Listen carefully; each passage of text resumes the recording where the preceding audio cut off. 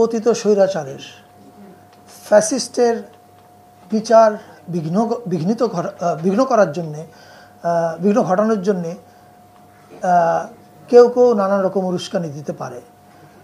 Group theatre federation আমাকে পরিষ্কার বলেছে যে ফেডারেশন যে সমস্ত ব্যক্তিগতভাবে উস্কানি এবং নানান রকমের কাজকর্ম করছে, ফেডারেশন ওইসব ব্যক্তিদের দায়িত্ব নেবে না।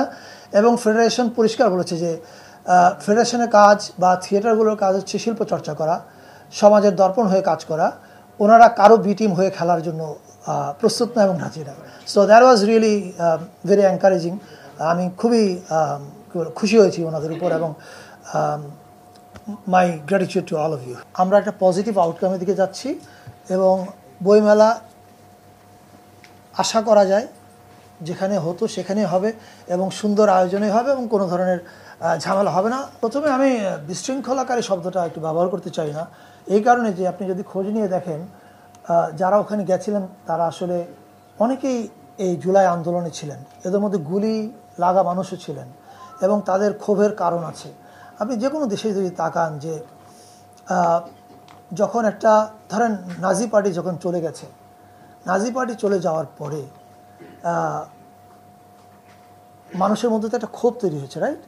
তো সেই ক্ষোভের সময় যদি কেউ উস্কানি দেয় তাহলে নাজিদের যারা অত্যাচারিত যারা হয়েছে না ওদের দ্বারা, তারা তো অত্যন্ত বিক্ষুব্ধ হবে এবং আমাদের কিন্তু এই বিক্ষোভটাকেও আমলে নিতে হবে। আমি এই জিনিসগুলো আমরা বাস্তব এবং প্র্যাকটিক্যাল জিনিস আলোচনা করেছি যে আমাদের মানে নাট্যকর্মী ভাই বোনদেরও দায়িত্ব আছে যে আমাদের প্রত্যেকেরই একটু দায়িত্বশীল আচরণ করতে হবে।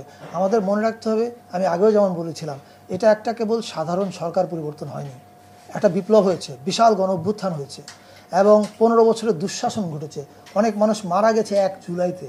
ফলে এগুলো বাস্তবতা মাথায় রেখে আমাদের প্রত্যেকেই একটু রেসপন্সিবল আচরণ করতে হবে। তাহলে আমি মনে করি এখানে কোনো ঝামেলার কিছু নাই। কারণ আবার বলছি, এই সরকারের ফিলসফি মধ্যে আমি কোথাও দেখি না যে সংস্কৃতিতে কোনো বাধা আছে। সরকার সংস্কৃতি বান্ধব।